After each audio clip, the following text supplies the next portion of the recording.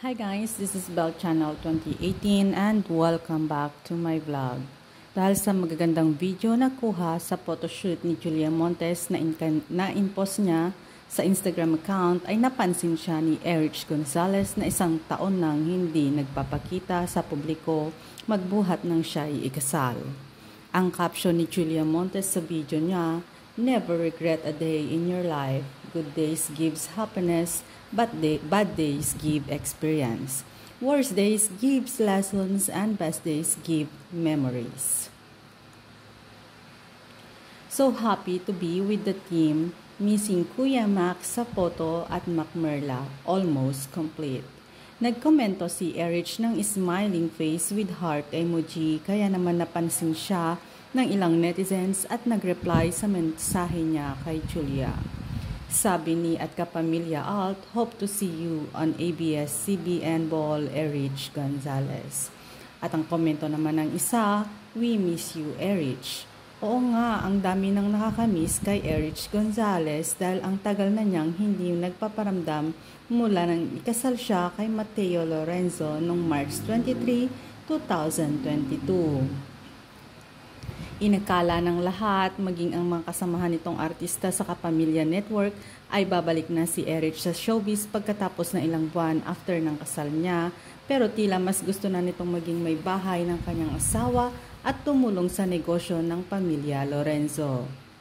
Huling post ni Erich sa kanyang IG account ay noong May kung saan dumalaw siya sa dental clinic na ine-endorse niya sa IG stories. At pinasalamatan niya ang actress na si Catherine Bernardo dahil pinadalhan siya ng sapatos mula sa online store kung saan bumibili ang karamihan sa mga celebrities.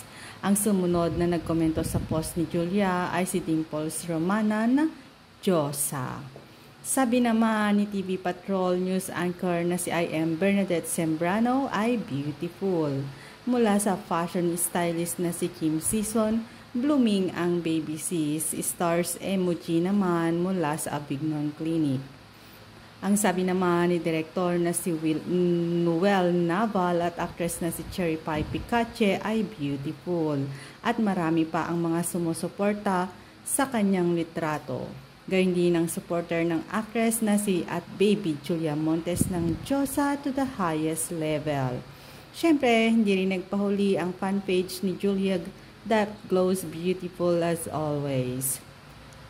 Anyway, tinanong naman ng handler na si Julia sa Cornerstone Entertainment na si Mac Merla kung para saan ang photoshoot ng actress at kung may bago itong ini-endorso o bagong proyekto. "Haha, will new movie at start na kami ng promo," ang sagot ni Mac.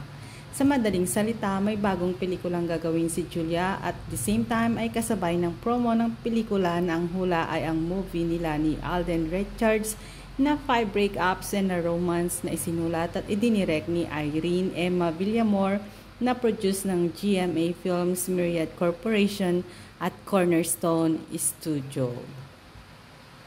Thanks guys for watching and God bless everyone.